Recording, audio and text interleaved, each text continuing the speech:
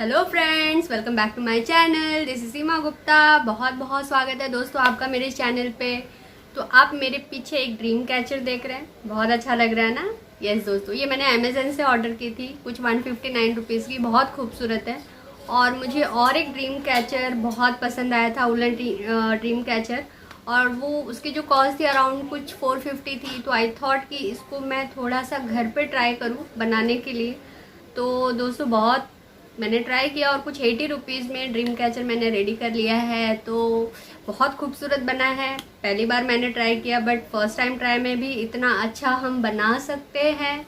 तो यस दोस्तों, आप देखना ये वीडियो, आगे आप देखेंगे तो आपको एक आइडिया मिलेगा कि हम घर पे भी कुछ क्रिएटिव काम कर सकते हैं। तो यस दोस्तों, इसी के साथ शुरुआत करते हैं इस वीडियो की। 1 2 3 स्टार्ट।